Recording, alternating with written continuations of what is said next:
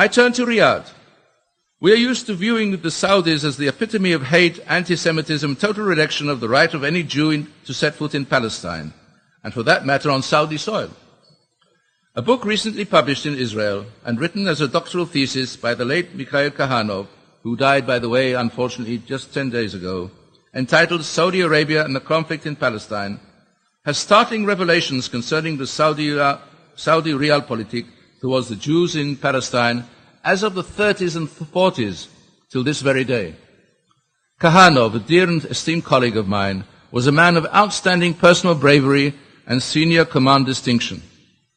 In the seventh decade of his life, he spent 10 years on his research and produced a vast array of evidence proving his premise that, and I quote the name of the last chapter in his book, "The Saudi attitude to Jews and Zionism, from hatred to acceptance of reality." No wonder that none other than David Ben-Gurion and Moshe Sharet Chertok met senior Saudi advisors in London in the 30s of the last century, seeking in vain a dialogue. Ben-Gurion told Hafez Wahaba, a senior royal court advisor, an Egyptian, by the way, all the court advisors of the Ibn Saud were non-Saudis, for reasons I'm sure you will understand, that only King Ibn Saud was capable of effecting a historic rapprochement between the Arabs and the Jews of Palestine. This is what Ben-Gurion said to Wahaba. In fact, ladies and gentlemen, the Saudis never really helped the Palestinian Arab population in Palestine, either with financial aid, and they have a few finances at their disposal, as you might guess, or significant military support.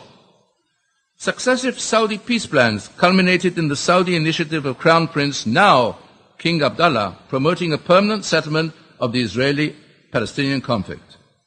And may I remind you that the original Saudi plan made no mention at all of the Arab refugee issue. I wonder why. This was realpolitik in its purest form.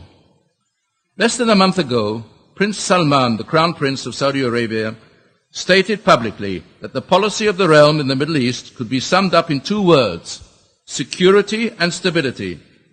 Security within and stability without.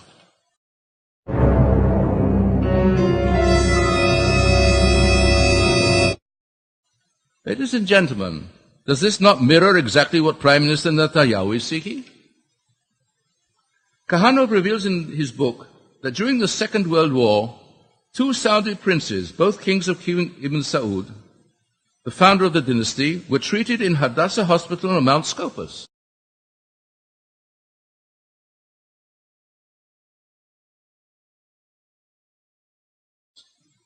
One, Prince Mansour, later became the first Minister of Defense of the kingdom. The second wrote a glowing letter of thanks to the hospital on Royal House official notepaper, praising the treatment he received from the doctors and nurses at the time.